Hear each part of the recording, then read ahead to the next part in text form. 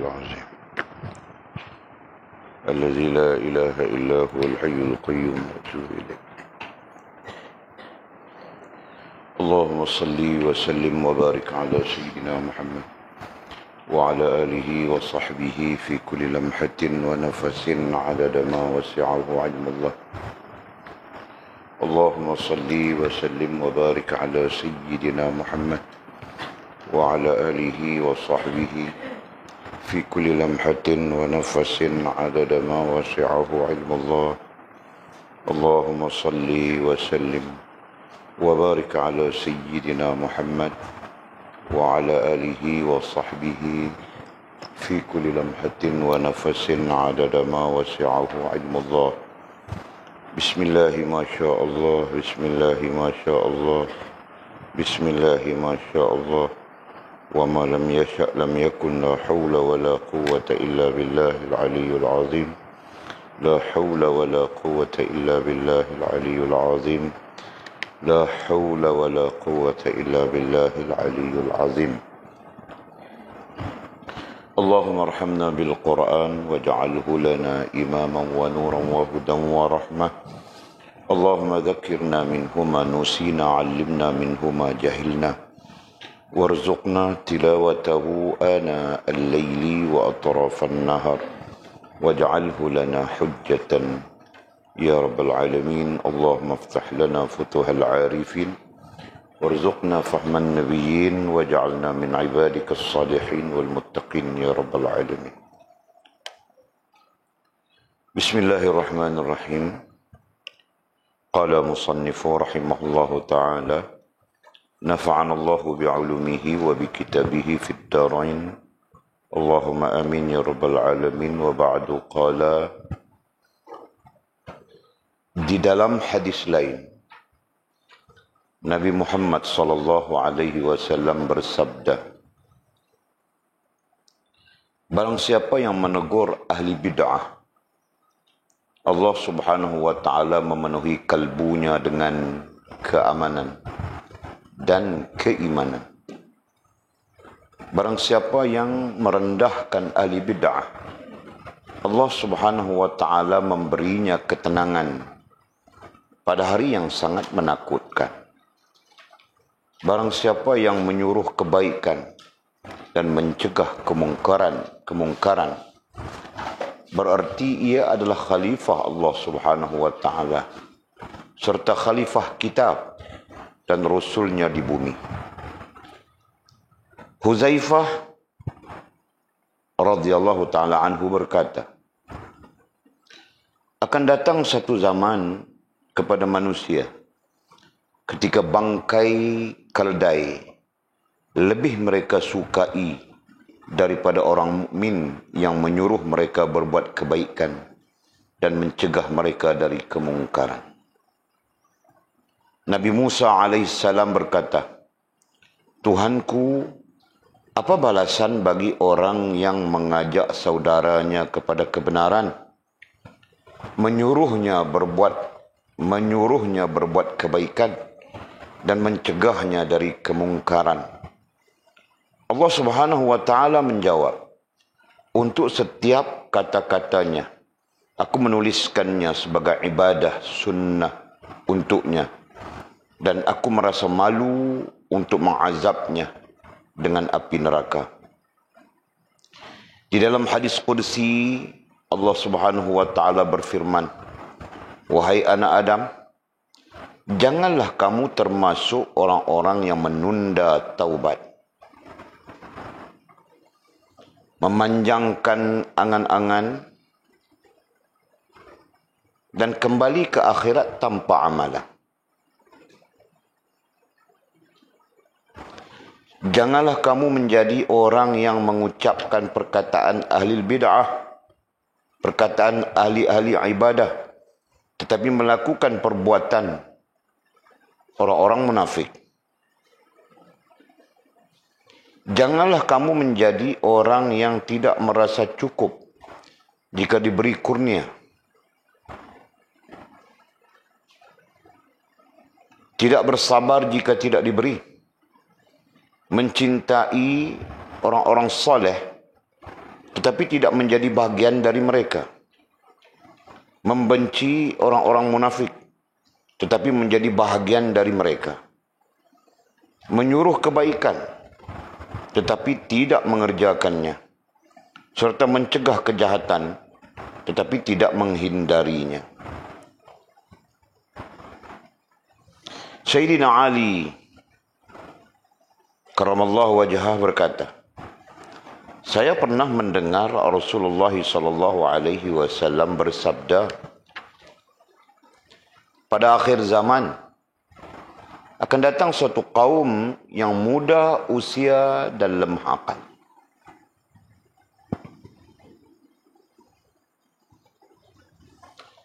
Mereka mengutip ucapan manusia terbaik, yakni Nabi Muhammad SAW, tetapi tidak melalui leher mereka, yakni tidak diamalkan.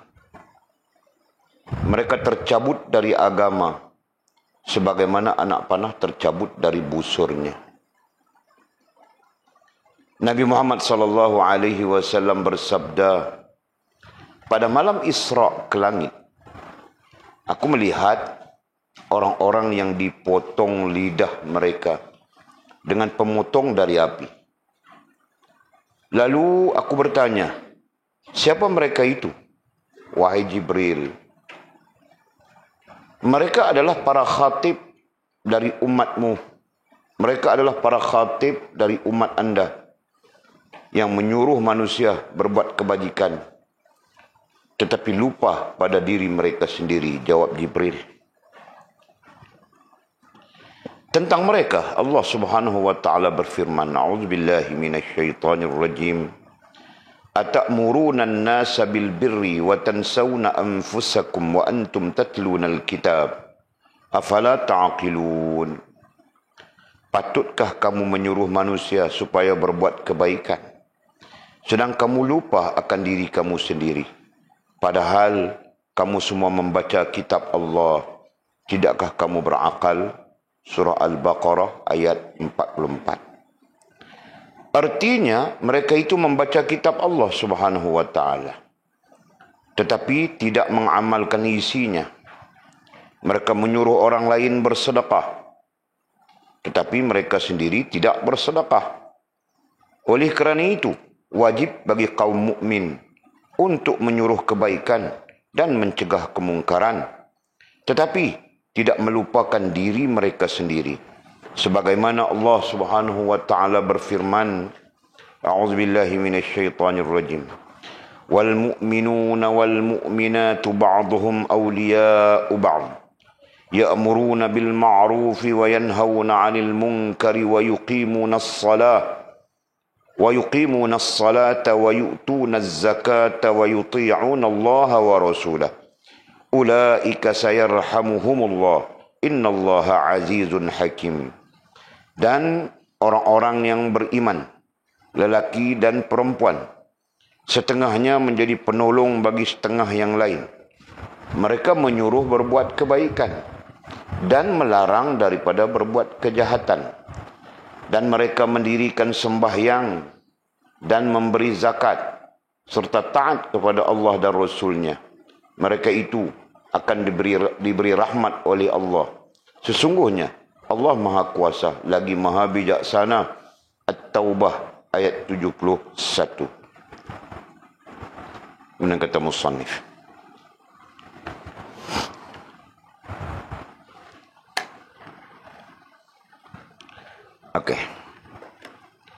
kita sedang berbincang, sedang mengaji, sedang belajar tentang amru bil ma'ruf wan nahyu 'anil munkar. Tentang satu jenis amalan, satu bentuk amalan yang besar.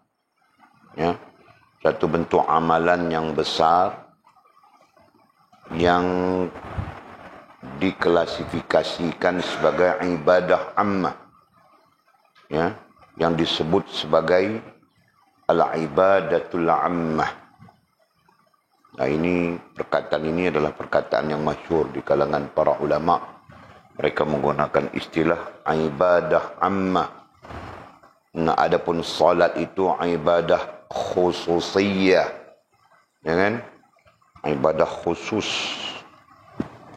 Yang mana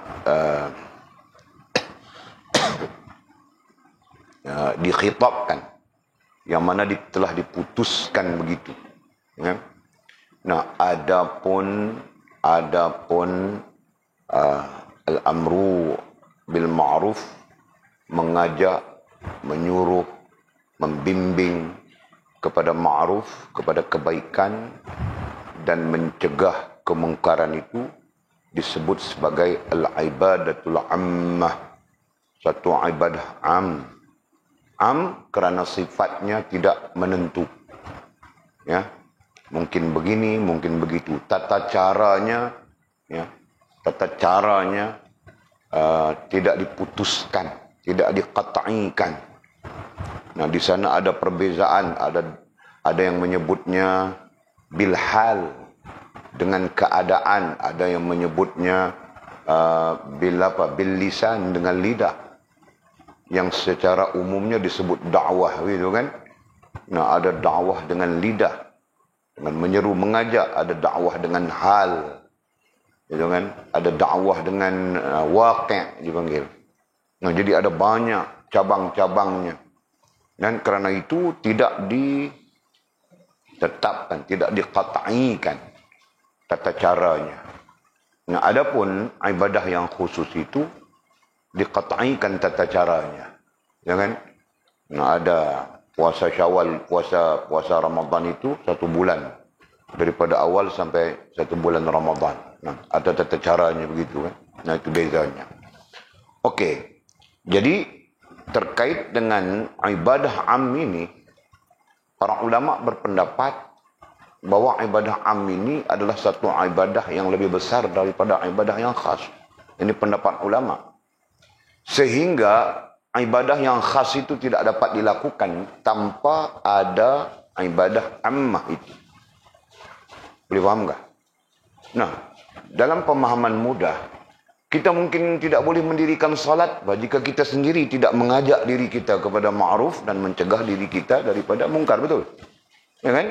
Nah, itu gambarannya untuk menunjukkan bahawa ibadah ammah itu lebih besar daripada ibadah khassah seperti mana kita sebutkan tadi.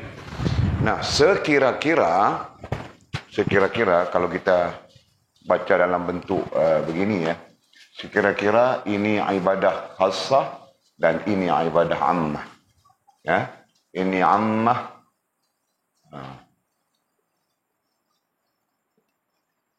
Ammatun. Nah, ini khassah. Khassah. Nah, khassah. Ya. Ini ibadah ammah, ini ibadah am ya. Am dan ini ibadah khas. Nah, macam itu cara melihatnya. Boleh faham tak? Nah, hal ini sama saja di semua peringkat. Peringkat individu, peringkat masyarakat, daripada individu menjadi masyarakat, daripada masyarakat menjadi sebuah negara, gitu kan? Nah, sampai kepada peringkat negara. Yang namanya al-amru bil ma'ruf wan nahyu 'anil munkar. Nah, itu adalah lebih besar. Ibadah itu lebih besar daripada ibadah khassah. Dan dalilnya, bukti rasional, bukti kemunasabahannya, nah seperti mana kita sebutkan tadi. Kita pun tidak boleh solat jika kita tidak bersifat mengajak diri kita kepada ma'ruf, mencegah diri kita daripada mungkar, betul kan? Kadang-kadang diri kita itu mengajak karaoke saja. Ya kan? Nah, kita yang mencegahnya. Jangan buat tua sudah mau mampus, sudah kubur dekat sudah. Ya kan? Betul kan ini? Contoh saja. Tapi itu adalah realitinya, betul? Ya. Kadang-kadang diri kita itu diri kita sendiri mengajak kepada law, betul kan? Law saja. Nah, kita yang mencegahnya. Jangan nanti Allah SWT persoalkan masa kita mau jawab apa misalnya. Nah, tapi lawa juga Pak, dalam persoal pun lawa juga. Nah, yang lain, nah, kadang-kadang diri kita mengajak kepada ini petang macam mana pun mau minum teh ais mengigau. Gitu kan. Jadi ada juga yang aku minta tolong Mizi lah, aku minta tolong Jul lah, kan minta tolong Rantau lah membeli teh mengigau. Teh apa? Teh tarik mengigau. Nah itu contoh ya. Okey, bukan salah minum ya, salah orang yang mau pergi beli itu. Jadi diri kita yang mencegah, bukan Jul? Jangan. Nah, apabila ada istilah jangan, nah itu berarti mencegah kemungkaran. Jika penghujungnya ada kemungkaran, begitu kan? Paham? Nah, jadi menggantikan kemungkaran itu dengan apa? Lebih baik kau mengaji, lebih baik kau zikir, lebih baik kau baca kitab. Nah, itu berarti menyuruh kepada ma'ruf, betul? Nah, jadi hal itu sebenarnya berlaku kepada diri kita secara individu, sama saja. Nah, nanti berlaku dalam masyarakat, sama saja. Dengan suami mengajak isteri kepada kebaikan, isteri pun dalam masa yang sama mengajak suami kepada kebaikan. Bapa mengajak anak-anak kepada kebaikan, ibu pun memimpin anak-anak kepada kebaikan. Sama saja kan? Nah, di sana akan berlaku langsung tidak langsung amru bil ma'ruf wan nahyi 'anil munkar. Nah, apatah lagi kepada peringkat yang lebih besar, tadi boleh sebut negara, ini boleh bercakap dalam konteks siasah ya. Kalau dalam konteks luar daripada siasah itu berarti dakwah itu mengajak kepada ma'ruf, mencegah mungkar itu bersifat global, dengan bersifat sangat-sangat luas. Nah, yang penting kebaikan itu kau sendiri yang lakukan, kemudian kau mengajak orang lain, gitu kan? Nah, itu yang penting. Nah, jadi kita sudah pun berhujjah panjang tentang al-amru bil ma'ruf wan nahyu 'anil munkar ini, sampai-sampai kita mendalilkan bahawa amru bil ma'ruf wan nahyu 'anil munkar ini satu perkara yang menjadi sebab Nabi, baginda Nabi SAW nanti mengaku kita, mengaku kita di hari akhirat sebagai umatnya, betul kan? Nah, itu perkara besar sudah. Tentang Nabi mengaku kita sebagai umat atau tidak, nah itu merupakan satu perkara besar. Betul-betul. Perkara besar. Man. Pada Walid, tidak ada lagi yang lebih besar daripada itu. Kenapa? Karena jika Nabi tidak mengaku kita sebagai umatnya, Masya Allah, tabarakallah, tabarakar rahman, musnah kita, Jul. Bahaya kita. Nah, kita baca sudah hadisnya kan? Di mana kita baca? Hadis tentang Nabi mengaku kita, Nabi menjadi saksi. Di mana? Kitab ini kah? Kitab lain kan? Nah, kita baca kitab itu, yang pagi-pagi itu. Betul kan? Di mana kita? Baru ini saja, baru 2-3 hari lepas saja. Kita baca di antara Nabi menjadi saksi, mempersaksikan. Di mana kitab kita baca?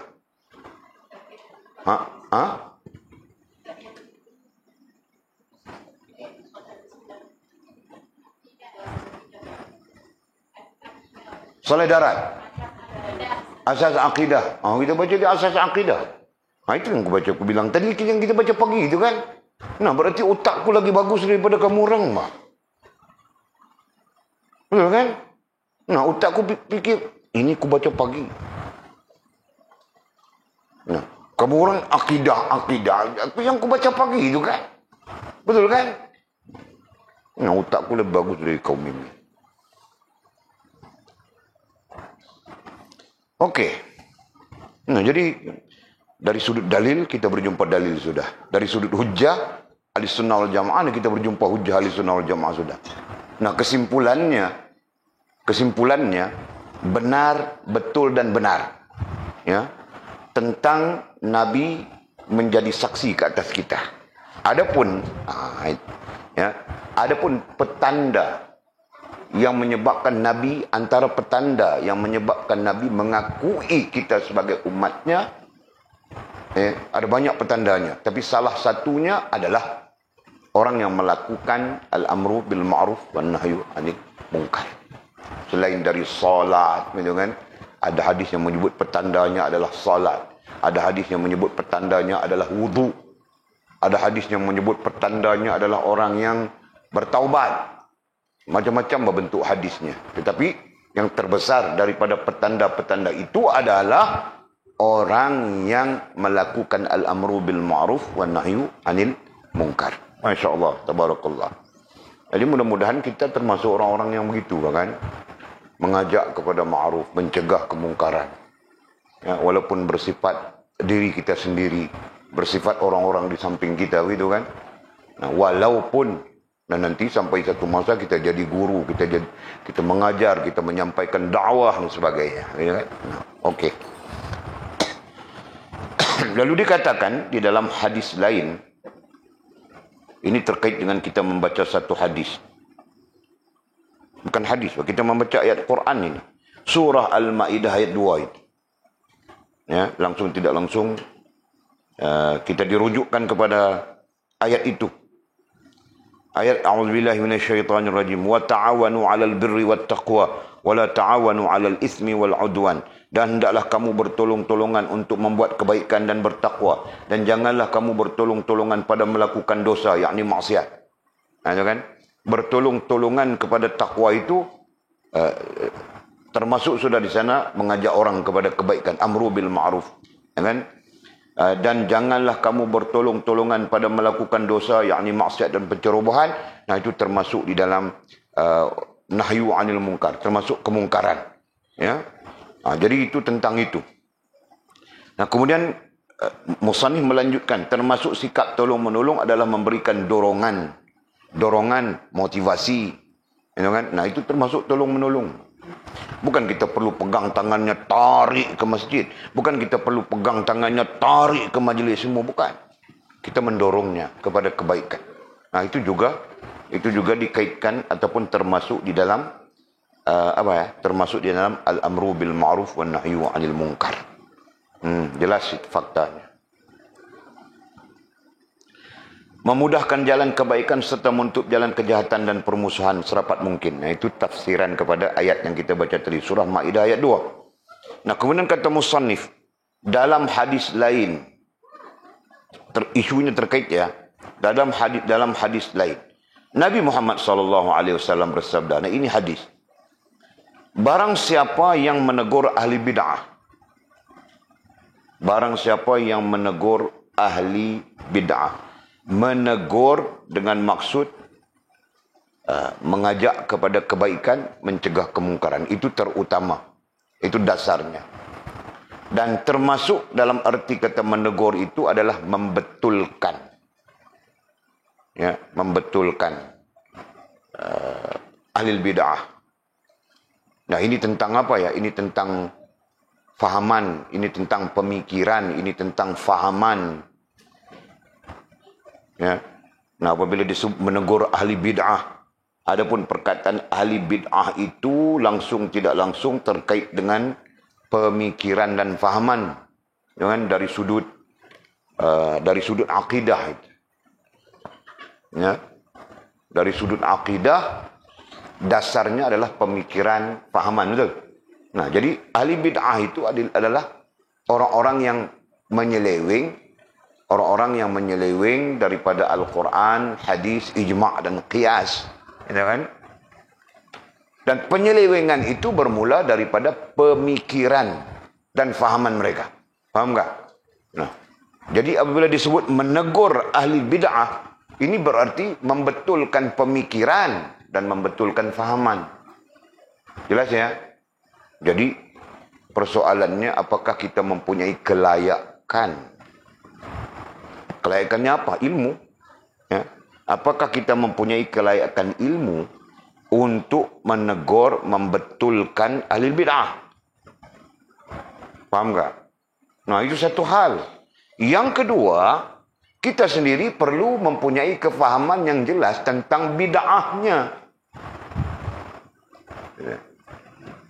Macam kita sedang belajar apa ya? Kita sedang belajar akidah lain daripada ahli sunnah, akidah Syiah kita belajar sudah, akidah Khawarij, itu kan? Nah, kita sedang membincangkan akidah Khawarij, masih begitu.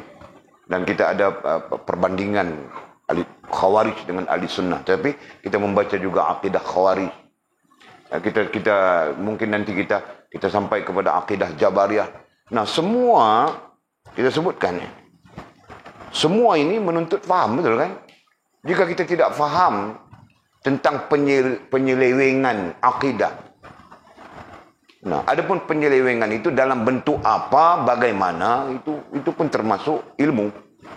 Nah, jadi dasarnya adalah kita perlu memahami. Jika kita tidak paham, kita sendiri pun tidak paham bid'ah itu apa, bentuk bid'ahnya apa, ya kan? Jalur bid'ahnya dari mana. Nah, kita mau membetulkan ahli bid'ah itu bagaimana? Betul kan? Nah, sebagai contoh, kita bercakap tentang Syiah Ismailiyah Batiniyah sebagai contoh. Dasarnya apa? Ya, penyelewengannya apa? Kemudian perbandingan dengan ahli sunnah wal jamaahnya apa? Bagaimana? Dan apa fatwa, apa hujah ahli sunnah wal jamaah ke atas pemikiran dan pemahaman mereka itu. Nah, hal-hal itu perlu difahami semuanya. Baru kita dapat melakukan al-amru bil ma'ruf wan nahyu 'anil munkar terkait menegur ahli bid'ah. Boleh faham enggak? Ya begitu.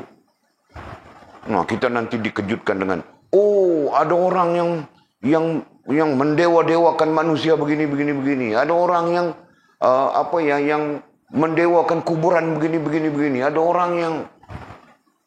Nah, jadi nilai bid'ahnya di mana? Jika ada, nah, bagaimana nilai bid'ah itu? Apa perbandingannya? Nah, semuanya begitu perlu. Nah, jika tidak, yang bid'ah itu dia nanti mendakwahkan kita. Kan? Kita kasih tahu dia jangan karaoke lah. Nanti kita lalai. Nah, terbalik kerana kita tidak ada pengetahuan, ya, kita tidak memahami ilmu, keilmuan dan sebagainya, dia sebaliknya mengajak kita kepada karaoke. Nah, ada kes begitu. Dia bilang, aku pergi karaoke mencari ketenangan. Selepas aku dapat ketenangan, nanti pulang, aku zikir sampai pagi, dia bilang. Masya Allah. Nah, ada juga yang terpengaruh, gitu kan. Oh, begitu kah? Kali pertama, kali kedua, kali ketiga, dia yang sangkut. Ya kan? Nah, dalam arti kata yang mudah, jika kita tidak mempunyai ilmunya, kita sendiri pun akan terheret kepada mungkarnya. Ya kan? Kita sendiri pun akan terheret kepada maksiatnya. Nah, okey. Jadi barang siapa, ini hadis Nabi ya, barang siapa yang menegur ahli bid'ah, menegur, kita sebut sudah tadi, dari dhabit, syaratnya kena ada ilmu ya, kena ada pengetahuan apa yang mau ditegur. Nah, jika tidak ada pengetahuannya, nah di sana ada kemudaratan. Sama ada semakin bertambah bid'ahnya, atau mungkin dia berfikir untuk berpatah balik. Okey. Itu yang pertama. Kemudian katanya Allah Subhanahu wa taala memenuhi kalbunya. Nah, perkataan kalbu ini kita jarang pakai. Karena kita belum bercakap tahap-tahap ya. Kita cuma bercakap tentang paling dasar, kita bercakap tentang hati saja. Gitu kan? Hati lahir daripadanya, berkembang daripadanya adalah perasaan, dan berkembang daripada perasaan itu adalah fahaman.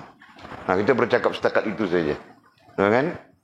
Nah, jadi perkataannya Allah Subhanahu wa taala memenuhi kalbunya. Jadi perkataan kalbu itu adalah hati. Ya. Kalbunya ay hatinya. Nah, nanti ay rasa dan perasaannya dengan keamanan. Dengan keamanan. Nah, Allah memasukkan di dalam hati orang yang membetulkan ahli bid'ah itu aman. Rasa aman. Nah, rasa aman itu, kemudian aman itu bahasa Arab sebenarnya. Amana. aman. Kemudian terkait dengan iman itu juga. Ya. Yang mana maksudnya antara lain adalah ketenangan, kedamaian. Nah, itu aman. Ya kan?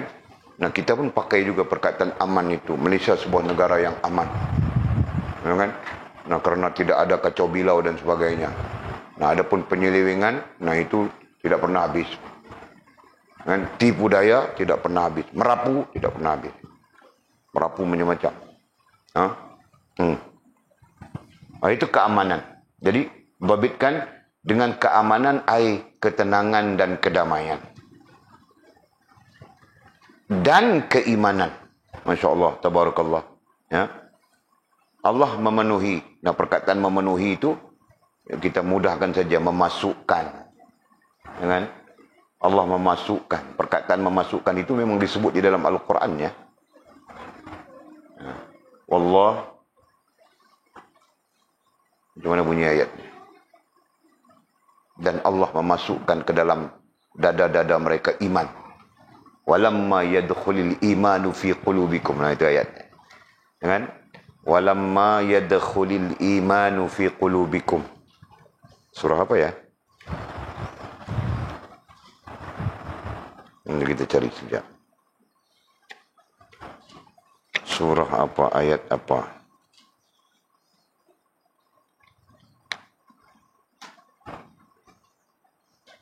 Surah Al-Hujurat ayat 14. Al-Hujurat ayat 14. Walamma yadkhulil imanu fi qulubikum. Tatkala masuk iman di dalam hati kamu. Jadi artinya apa? Artinya Allah memasukkan iman ke dalam hati. Nah, jadi jika kita bincang tentang hal ini, Allah Subhanahu wa taala memenuhi, memasukkan ke mana? Ke dalam hati kita. Kalbunya berarti hati, ya. Ke dalam hati kita dengan keamanan. Keamanan rasa tenang dan damai. Seperti mana kita sebutkan tadi, ya. Dan keimanan. Nah, Allah memasukkan juga iman. Di situ mungkin dengan makna bertambah iman. Mungkin maknanya itu. Ya kan? Jangan kita pelik. Allah memasukkan iman. Ya, itu dalilnya. Surah Al-Hujurat ayat berapa tadi? Kasih tahu. Al-Hujurat ayat 14. Tulis supaya kita Dhabit di apa di mana kau suka apa dhabit. Ya, Allah memenuhi ataupun memasukkan ke dalam hati kita dengan keamanan ketenangan dan kedamaian, gitu kan, kebahagiaan dan keimanan. Nah, dhabit tandakan surah Al-Hujurat ayat 14. Nah, itu caranya. Baru nanti sampai di situ kita bacakan ayat Al-Quran. Menjadi dalilnya, menjadi hujahnya. Ayo kan? Baru betul. Okey.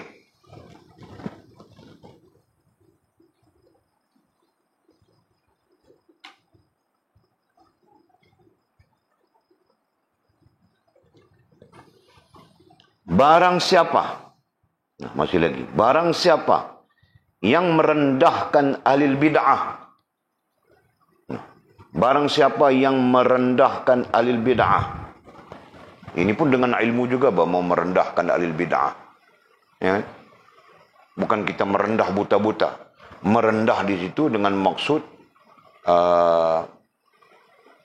menghinakan, boleh juga. Ya kan? Menjatuhkan. Itu. Lebih tepat kita pakai dengan makna menjatuhkan. Mematikan hujah. Itu. Barang siapa yang merendahkan alil bid'ah.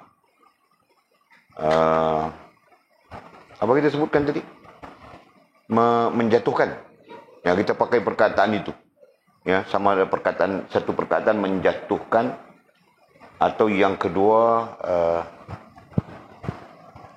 mematikan hujah, ya kan? Pakai perkataan itu, ataupun jadikan itu sebagai tafsiran kepada makna merendahkan. Nah, kita takut nanti kita faham merendahkan itu dalam bentuk penghinaan. Itu tidak boleh. Ya? Jadi merendahkan di sini bukan penghinaan ya. Merendahkan ahli bid'ah di sini bukan penghinaan. Nah, kita menghina dia, kita mencaci dia, nah itu bukan. Itu tidak termasuk. Nah, adapun merendahkan di sini, nah makna yang kita pakaikan tadi. Mematikan hujah, satu lagi menjatuhkan. Nah, menjatuhkan itu artinya menjatuhkan bid'ahnya, menggugurkan bid'ahnya, kan? Yang selama ini menjadi bagian daripada pemikirannya ataupun bagian daripada fahamannya. Nah, ada orang yang fahaman pelik-pelik, fahaman yang menyalahi Al-Quran, menyalahi hadis, menyalahi ijma', menyalahi qiyas. Kan? Ini bahaya fahaman-fahaman ini. Okey? Nah, jadi bila kita di posisi itu, melihat keadaan itu, nah kita menjatuhkannya. Nah, perkataan menjatuh itu perlu kepada tafsiran lagi, mematahkan hujahnya, itu kan, dan sebagainya. Itu atau kita, apa kita sebut tadi yang kedua? Walid pun tidak ingat.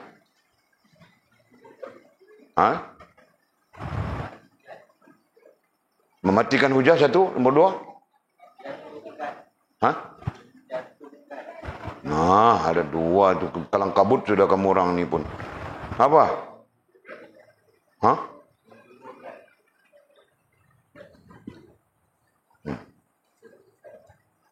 Nah, pertama kita sebut, kita letak dua di sana. Merendahkan itu pertama adalah menjatuhkan. Itu yang kedua itu, mematikan hujah. Jadi dhabit satu, dua. Bagi memaknakan perkataan merendahkan, nanti kita salah faham di situ. Salah faham macam mana? Kita nanti salah faham, dan kemudian merendahkan itu menjadi penghinaan. Sekarang ini berlaku begitu, Pak. Ya kan? Yang namanya ahli sunnah wal jamaah menghina kelompok-kelompok bid'ah. Yang namanya wahabi menghina kelompok-kelompok ini. Jadi penghinaan. Penghinaan tidak dibenarkan sama sekali. Sama sekali. Ya kan? Sebab itu, Walid cuba untuk memperbetulkan pemahaman kita terhadap istilah merendahkan itu. Nah, hari ini macam-macam. Kedatangan Ali Goma, mana orang-orang di kalangan orang Arab dia panggil Syekh Ali Goma, kita yang panggil Syekh Ali Jumaah, itu kan, orang luar daripada Arab. Kedatangan Omar, Habib Omar. Nah, ada pro kontranya. Yang pro sampai mungkin bid'ah berlaku di situ, tanpa sadar. Yang kontra sampai buruk adab dan kelakuannya, buruk akhlaknya, gitu kan? Nah, kita mau jadi yang mana? Kita mau jadi yang sederhana, yang tidak pro sampai memendewakan sebagainya, yang tidak kontra sampai buruk adab dan sebagainya, gitu kan? Nah, kita sederhana saja. Kita dianjurkan supaya bersederhana, betul? Nah, itu saja. Kita menghormati kerana ulama, dan kita memberikan penghormatan kerana ulama, betul? Yang sisi lain ada orang yang menghina, begitu begini kepala Jahmiyah, padahal yang Khawarij itu, yang bid'ah itu dia. Masya Allah, tabarakallah. Okey. Nah, jadi pastikan kamu orang punya dhabitnya. Dan Walid bercakap di sini berulang-ulang supaya kamu orang nanti tidak silap dalam memberikan. Nah, mungkin kamu orang baca kitab ini, mungkin kamu orang baca kitab lain. Nah, apapun keadaan apabila berjumpa dengan terjemahan sebegini, nah terjemahan itu perlu diperbetulkan ataupun perlu diberi pencerahan supaya orang yang mendengar kita nanti tidak mengambil mudah dalam hal-hal seperti mana yang kita sebutkan tadi ya, barang siapa merendahkan ahli bid'ah. Nah, bukan maksud merendahkan itu menghina. Merendahkan itu mematahkan hujahnya. Merendahkan itu dengan menjatuhkannya. Menjatuh pun tidak sesuai, yang sebenarnya menurunkan. Ya, perkataan Imam Abu Hanifah rahimahullah taala, ketika menurunkan ad-dahri. Betul kan? Daripada mimbar yang tinggi, nah turun ke bawah, nah dia naik ke atas. Nah, menurunkan. Nah, betul kan? Nah, jadi gantikan dengan apa? Menjatuhkan tadi ya. Menjatuhkan kan tadi? Nah, dengan menurunkan. Nah, itu perkataan yang paling bagus. Nah, walaupun mau dhabit juga.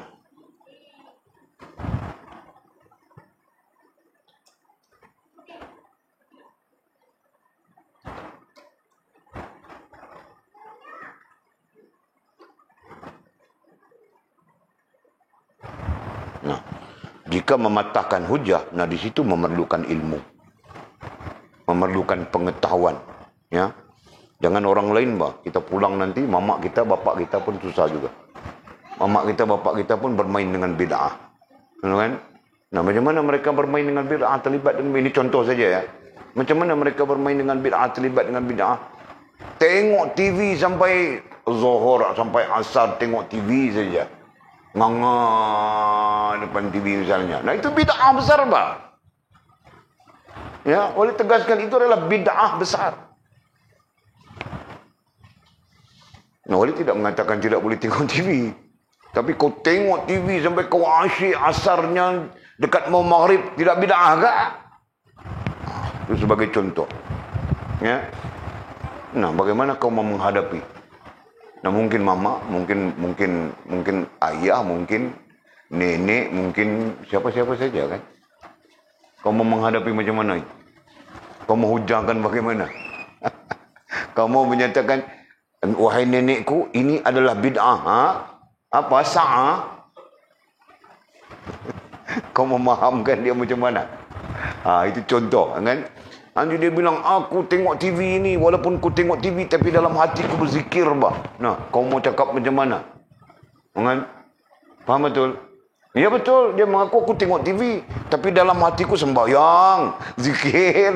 Kau mau cakap macam mana? Nah, ini semua memerlukan ilmu. Ya. Tidak ada jalan lain. Memerlukan ilmu. Terkait apa yang boleh disebutkan tadi. Kalau secara umum terkait akidah, ibadah dan adab.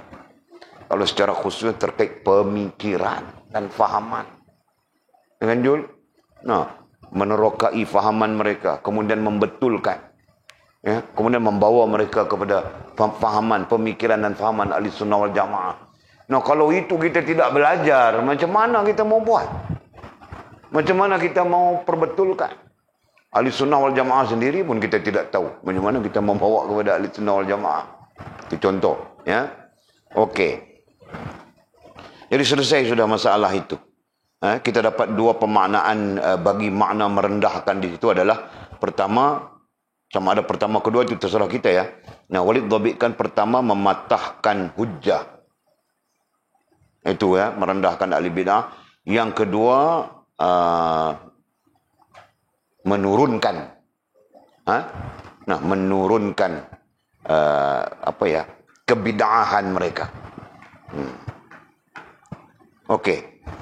Maka katanya barang siapa yang merendahkan ahli bid'ah, Allah Subhanahu wa taala memberinya ketenangan. Allah Subhanahu wa taala memberinya ketenangan pada hari yang sangat menakutkan, yakni hari akhirat. Allah, masya-Allah, tabarakallah. Ya. Allah Subhanahu wa taala memberinya ketenangan pada hari yang sangat menakutkan. Nah, hari apa yang sangat menakutkan itu? Al-Quran mengatakan hari yang sangat menakutkan itu namanya qiyam. Namanya apa? Namanya akhirat. Nah, bukan kiamat. Nah, kiamat itu bahagian daripada akhirat, begitu kan? Umumnya adalah akhirat. Nah, disitulah kepentingan kita belajar dasar. Ada beberapa perkara terkait dengan akhirat, Atul. 6 bilang Atul. Nah, itu khilafnya biasa saja. Kan? Tapi kau jangan main teka-teka saja, Atul. Betul kah? Kau yakin kah? Nah, bagus. Ya, ada 6 perkara terkait tersabit dengan akhirat. Nah, ke-6 perkara itu semuanya menakutkan. Tahukah? Kau sebut mizi dengan lantang, dengan suara jantanmu, ke-6 itu mizi. Kau mau sebut saja jadi serupa itik perempuan itu, itik betina itu.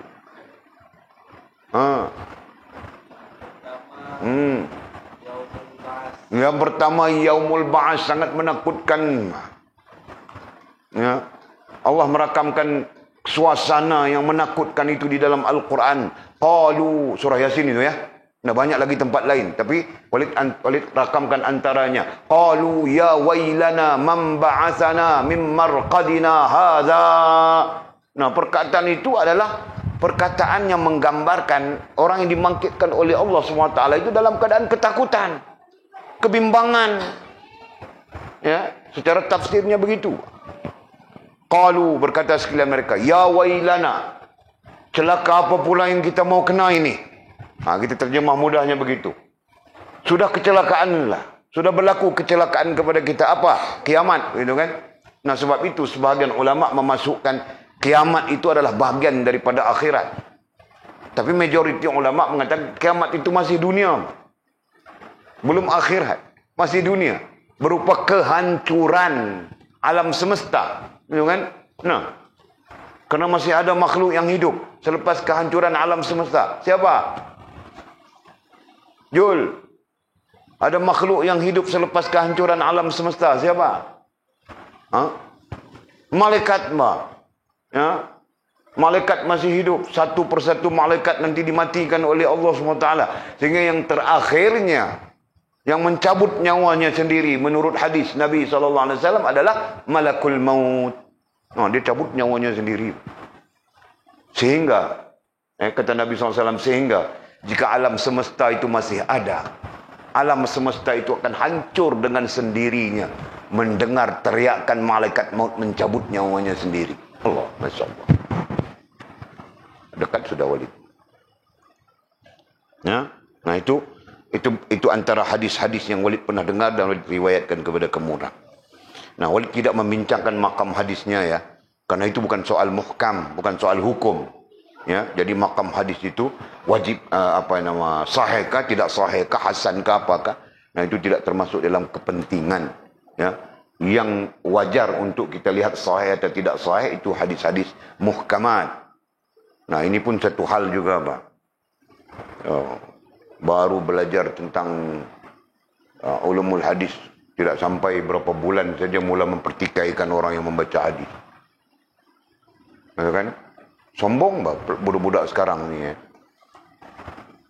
Baru belajar hadis berapa hari saja, berapa bulan saja. Mungkin ulumul hadis pun belum selesai. Usul hadis pun belum selesai. Nah, pandai mempertikaikan guru-guru yang membaca hadis, meriwayatkan hadis. Ya kan? Nah, jadi sebab itu Walid sebut dulu kepada kamu orang, ya, hadis-hadis yang boleh kita berhak melihat kesahihannya dan sebagainya adalah hadis-hadis muhkamat. Hadis-hadis yang bersifat hukum. Adapun ada hadis-hadis yang ghair muhtamat, yang ghair muhkamat, yang bukan bersifat hukum. Nah, tidak perlu. Ini adalah pendapat para ulama ya. Nah, orang awam, yang namanya orang awam itu tidak perlu meneliti, menanya kesahihannya dan sebagainya, tidak perlu. Ya, hanya para ahli hadis tahu dia tentang sahih tidak sahih, boleh diriwayatkan atau tidak boleh diriwayatkan. Nah, kalau sudah diriwayatkan oleh Imam Ghazali, apakah Imam Ghazali itu bodoh? Kalau sudah diriwayatkan oleh Imam Baihaqi, apakah Imam Baihaqi itu bodoh? Kalau sudah diriwayatkan oleh Imam Nawawi, apakah Imam Nawawi itu bodoh? Kalau sudah diriwayatkan oleh Imam Abdul Malik Juwaini, Imamul Haramain, apakah mereka ini semua bodoh? Mereka adalah ahli hadis. Nah, ini berarti mereka tahu. Ya? Mereka sudah menimbang hadis ini. Wajar diriwayatkan ataupun tidak diriwayatkan. Nah, sampai pada kita riwayatkan saja. Bersandar kepada mereka yang meriwayatkan. Faham tak? Nah, begitu. Jangan dipertikaikan mudah-mudah. Apalagi mempertikaikan dengan buru adab. Walid sehari dua ini Walid tengok dalam Facebook. Bermula daripada Aiman Bana namanya. Orang Sabah itu. Orang Sabah dia, kan? Nah, Walid dengar cakap Sabah. Aiman Bana ini. Nanti bagi dia jadi kepala bana baru dia tahu. Melampau-lampau dia. Macam dia seorang yang alim dalam dunia ini. Kritik semua orang. Dia kritik siapa? Kritik Ali Jumaah. Nah, padahal Ali Jumaah itu puluhan tahun sampai dia Syekhul Azhar. Tidak mungkin diangkat menjadi Syuyukhul Azhar tanpa kealimannya disahihkan. Tidak mungkin. Nah, dia siapa Aiman Bana? TikToker saja, Pak. Budak TikToker, budak TikTok orang bilang itu saja. Tapi cahatnya. Nah, Walid pun rasa mau marah sudah. Kemarin aku boleh tahan lagi. Ini hari ku dengar saja. Allah, Masya Allah. Jangan campur marah orang lain pun ada juga. Masya Allah. Jadi jangan ya. Okey, nah itu. Allah Subhanahu wa taala memberinya ketenangan pada hari yang sangat menakutkan. Jadi kita sedang bercakap hari yang sangat menakutkan. Tadi sampai mana sudah tadi ya? Kiamat, gitu kan? Nah, kiamat itu pun menakutkan sudah. Tapi kerana apa? Kerana masih dunia, masih ada makhluk yang belum dimatikan. Maka kerana itu para ulama tidak memasukkan bahagian daripada akhirat. Ya, para ulama memasukkan bahagian daripada akhirat itu bermula dengan yaumul ba'ats yang kita baca tadi dalilnya. Kan? Yauma nakhtimu ala apa? Apa jadi? Surah Yasin tadi. Apa? Nah, kepala ingat nasi sudah, itulah. Qalu ya wailana. Qalu, berkatalah sekalian mereka, siapa? Orang yang Allah bangkitkan daripada maqam itu kan. Daripada istilahnya di sana adalah ketiduran. Qalu ya wailana man ba'atsana mim marqadina. Mim marqadina itu daripada ketiduran maksudnya. Nah, seolah-olah tidur. Kan? Nah, terkena sudah kecelakaan. Berlakunya kiamat. Lepas itu berada dalam keadaan ketiduran seolah-olahnya. Nah, tiba-tiba dibangunkan. Allah membangunkan. Nah, bangun-bangun tercangak-cangak gitu kan. Seperti rusa masuk kampung begitu. Nah, ini harimau kena celaka apa pula. Nampak tak? Oh, itu menakutkan ya, itu gambaran kepada menakutkan. Ya wailana man ba'atsana min marqadina hadza. Nah, kemudian Allah menjawab, hadza ma wa'adar rahman. Inilah janji Allah. Kamu lupakah? Kamu tidak ingatkah? Kamu tidak mengambil peringankah? Kamu pedulikah? Nah, inilah janji Tuhanmu. Qalu hadza ma wa'adar rahman. Wahai orang yang bertanya, wahai orang yang tertanya-tanya, nah, inilah janji Allah SWT yang Maha Pengasih, Allah SWT yang Maha Penyayang. Hadza ma wa'adar rahman wa sadaqal mursalun, dan benarlah para utusan Allah Subhanahu wa taala yang menyampaikan kabar gembira, kabar menakutkan itu kepada kita. Nah, kan? Nah, Allah membenarkan para rasulnya pada masa yang sama. Nah, tinggal lagi kita yang tidak ambil peduli dan sebagainya. Mungkin begitu. Masya Allah, tabarakallah. Ya. Nah, kemudian apa? Selepas yaumul ba'ats. Mizi. Nah, kau syok saja ingat, ku lupa aku tanya kau. Nah, yaumul mahsyar. Berimpun di padang mahsyar. Itu pun sangat menakutkan sudah. Nah, apa lagi? Terus. Yaumul hisab atau yaumul mizan. Amal kita ditimbang. Allah lagi takut bah. Semua dikorek oleh Allah SWT. Semua ditunjuk oleh Allah SWT.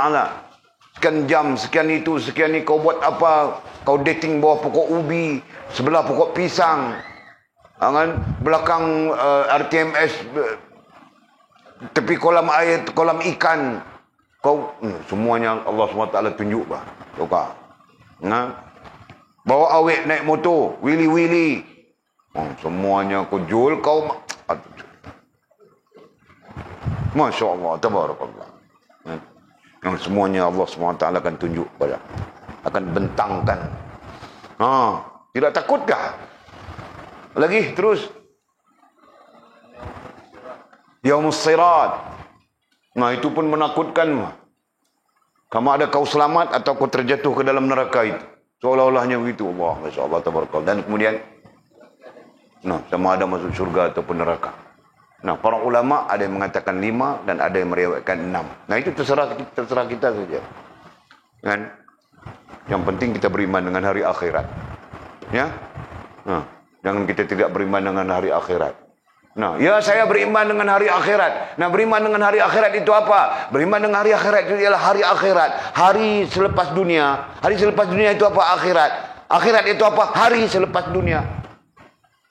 Jadi tidak ada penyelesaian ilmiah itu kan. Jadi ilmu itu datang, Al-Quran datang sebagai ilmu. Ilmu adalah penyelesaian kepada pemikiran manusia. Faham tak? Penyelesaian kepada pertanyaan-pertanyaan. Ya, semuanya libat pemikiran. Nah, ilmu datang menyelesaikan. Sekiranya akhirat itu apa? Akhirat itu berakhir dunia. Berakhir dunia itu apa? Itulah akhirat. Akhirat itu apa? Berakhir dunia. Pusing-pusing di situ. Nah, itu berarti tidak ada penyelesaian. Nah, sebab itu, dalam hal beriman dengan hari akhirat ini, para ulama lazim atau suka menulis satu kitab khas. Ya, khas mereka tulis. Antaranya ialah apa? Al-Itqan fil Akhirah. Ada kitabnya itu. Sangat masyhur. Siapa yang penulisnya? Tidak ingat. Ibnu Hajar kah? Ya. Dia membahaskan isu beriman dengan hari akhirat secara khusus. Paham tak? Kenapa? Pada sisi beliau, orang yang memahami hal akhirat ini akan menjadi motivasi kepadanya untuk beriman dengan hal yang lain secara benar. Nah, itu pandangan beliau. Dan pandangan itu rasanya munasabah. Kan? Nah, orang yang memahami satu persatu akhirat, seperti mana kita sebutkan tadi, sama ada 5 ataupun 6. Kan? Memahami satu persatu. Nah, ini akan menjadi motivasi kepada siapapun ya untuk benar dalam hal beriman dengan Allah. Beriman dengan kitab, beriman dengan Rasul, beriman dengan hal-hal yang lain. Nah, apabila akhirat itu tidak difahami, nah dia rasa macam akhirat ini apa ya? Balik kampung saja kan? Balik kampung musim durian. Nah, dia akan rasa begitu. Seperti tidak ada apa-apa. Kan? Dan inilah keadaan umat sekarang. Kalau kita perhatikan, pulang daripada dengar khutbah Jumaat kita akhirat. Masa dengar khutbah ya akhiratnya. Nah, kalau dia dengar, pulang daripada khutbah Jumaat, nganga di kedai kopi, main dam. Mula main dam. Kan? Kemudian buka nombor rekod, mula beli nombor rekod. Nah, kulihat semua itu, peristiwa-peristiwa itu kulihat semuanya. Kan? Labai-labai di atas kepala lagi. Singgah main dam kedai kopi, silak kain sampai nampak paha. Lebay-lebay masih di kepala, tahu tak? Silak kain sampai nampak paha. Minum kopi secawan saja, main dam. Bertengkar-tengkar main dam. Sekejap naik haji, sekejap naik haji, sekejap naik haji. Bergaduh-gaduh main dam. Pukul berapa buka? Pukul 3 kah? Pukul 2.30 kah? 3 kah? Time itu aku tengok. Nah, buka nombor rekor. Datang satu orang, buka nombor. Oh, kalang kabut semua Pak Haji ni beli 20 sen, 30 sen. RM1. Allah, ya Allah, Masya Allah, tabarakallah. Itu balik tengok dengan mata kepala Walid sendiri. Macam mana? Ya, kan? Nah, kenapa begitu? Nah, mereka tidak ada motivasi iman. Faham tak? Motivasi iman adalah beriman dengan hari akhirat. Allah menunjukkan begitu langsung. Jadi, tugas kau lah Mizi, tugas kau Jul, Rantau. Ya, nantinya untuk memberi peringatan yang sama seperti peringatan yang diberikan oleh Nabi SAW. Antaranya adalah ingatlah kematian, ya, mengingati mati. Nah, kan? Kemudian selepas mati, nah itulah akhirat, ya kan? Okey. Barang siapa yang merendahkan al-bid'ah, merendahkan mematikan hujahnya, menurunkan kedudukannya, ya, kedudukan ahli bid'ah, Allah Subhanahu wa taala memberinya ketenangan pada hari yang sangat menakutkan. Allah. ketenangannya. Allah memberikan ketenangan. Padahal hari itu bukan kita, para Nabi Rasul juga merasa takut. Kan? Tapi umat ini kelihatan samsing saja. Samsing tahu kan? Kalau Nabi diriwayatkan sebagai dia pun takut pada hari itu. Tapi yang namanya umat langsung tidak rasa takut. Syok saja sampai dari sekarang. Bangkit di hari akhirat dia pikir mungkin syok begitu. Seperti balik kampung makan durian. Balik kampung musim durian. Allah ya Allah.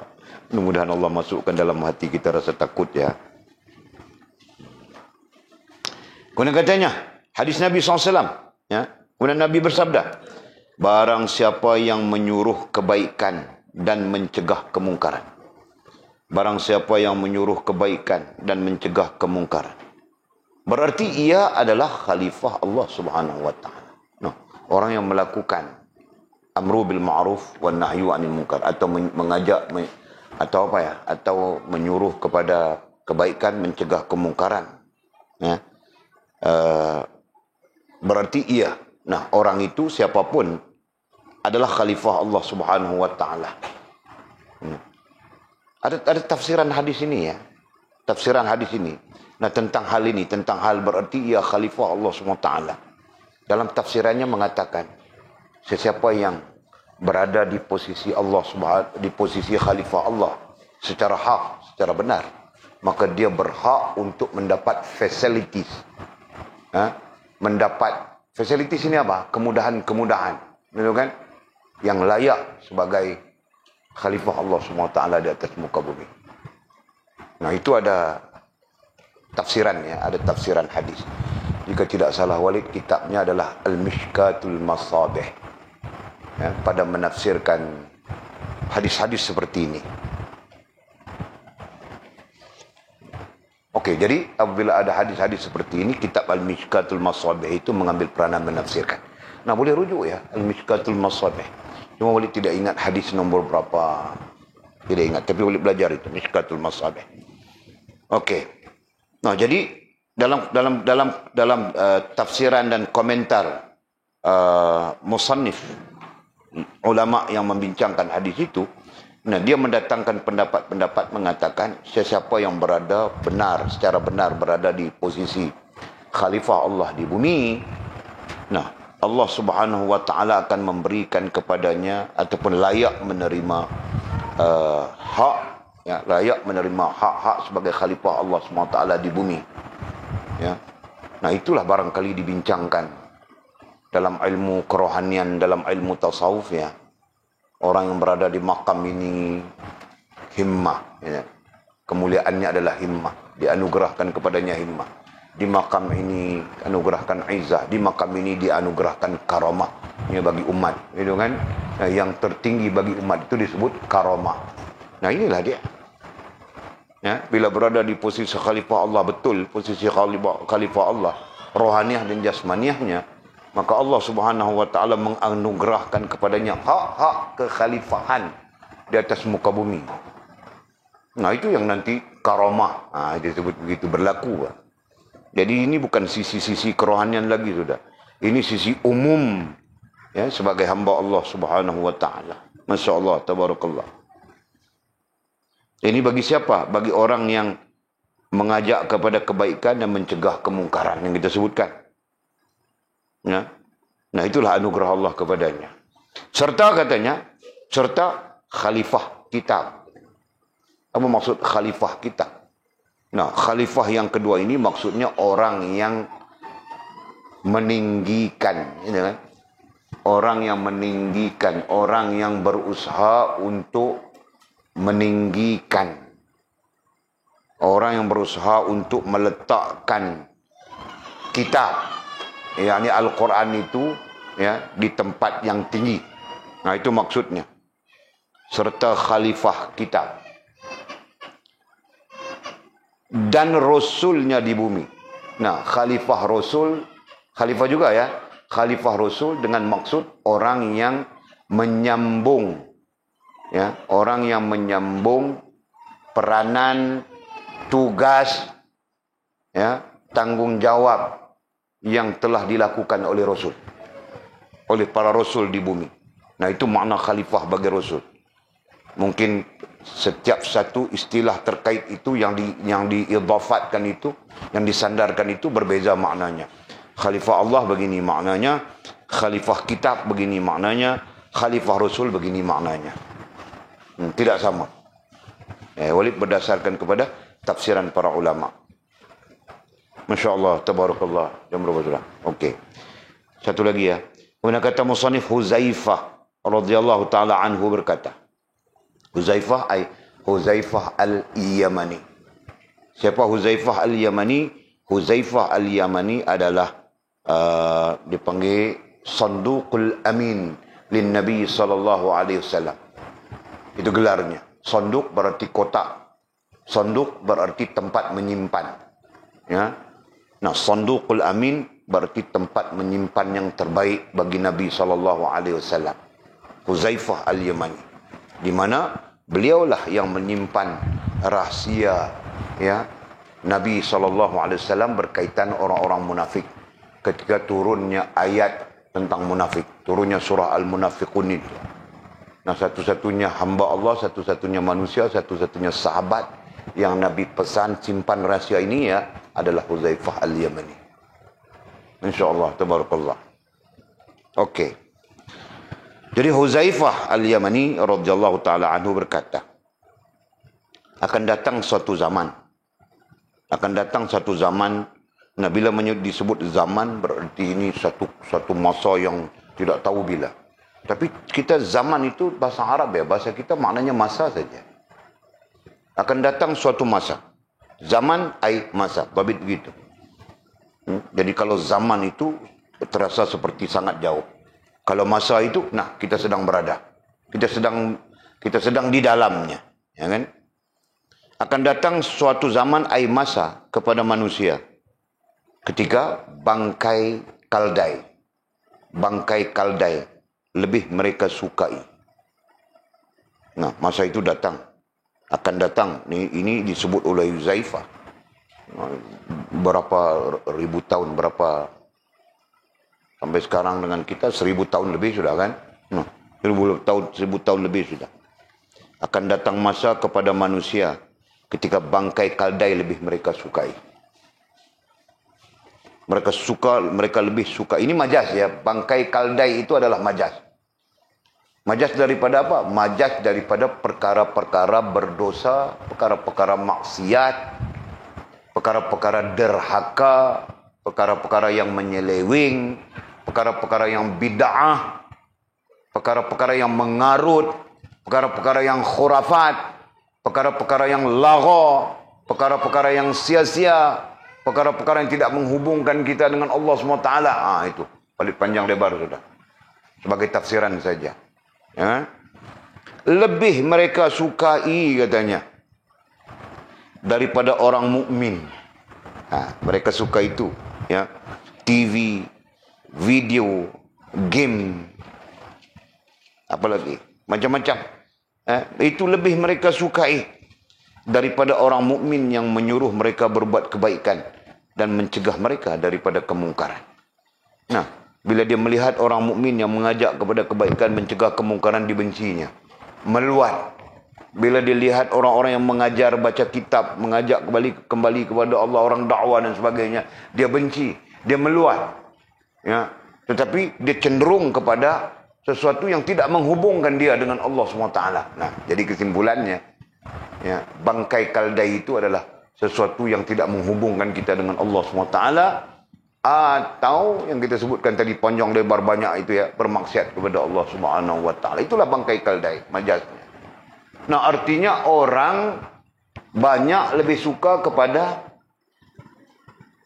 apa ya? Lebih suka kepada hal-hal yang tidak menghubungkan mereka dengan Allah SWT. Dan sangat benci, tidak suka mungkin kepada orang-orang yang mengajak mereka kepada kebaikan, mencegah mereka daripada mungkar. Kan? Nah, sebab itu orang-orang yang artis, ya, artis, kita panggil ulama, kita jemput ulama mungkin kedatangannya begini-begini saja. Tapi kalau kau panggil itu artis, mau satu kampung keluar, tahu kan? Satu kampung nanti keluar. Sanggup curi telur ayam, curi itik jual. Mau beli tiket, masuk tengok artis. Ya kan? Nah ini terjadi Jul kan? Ini terjadi, Pak. Sedang terjadi. Nah kalau ini terjadi, sedang terjadi, berarti masa itu adalah masa kita. Betul kan? Bukan zaman yang tidak tahu bila, ya, koma, ada tanda tanya di dalam kepala kita. Bila ya. Nah, jangan bila lagi. Kita sedang berlaku sekarang. Ya, bukan istiqbal, bukan masa akan datang, tapi hal. Fi zamanin hal, sekarang. Termasuk kita pun suka yang lara, suka yang tidak benar, suka yang macam-macam mau cerita apa. Allah. Nah, habis sudah. Mudah-mudahan kita keluar daripada dengan limpah rahmat Allah, ya. Kita keluar daripada keadaan yang disebutkan oleh Huzaifah al-Yamani. Nah, bangkai kaldai tetap saja memudaratkan. Ya, bangkai kaldai tetap saja. Kalau kita baca dalam konteks bangkai kaldai, tapi kalau kita baca dalam konteks majaz, nah, tetap saja akan merosakkan hubungan kita dengan Allah Subhanahu wa taala. Lebih baik kita jauhkan. Lebih baik kita cenderung kepada orang mukmin yang menyuruh berbuat kebaikan dan mencegah kemungkaran. Lebih baik. Dengan ini yang menyelamatkan kita. Dan kita sendiri menyuruh diri kita supaya, ya, cenderung kepada kebaikan dan meninggalkan kemungkaran apapun itu. Allah, Masya Allah, Tabarakallah. Kemudian kata musannif, Nabi Musa berkata, Semaqal, Allahu a'lam. Allah, ke-10 juga. Ada soalan kah?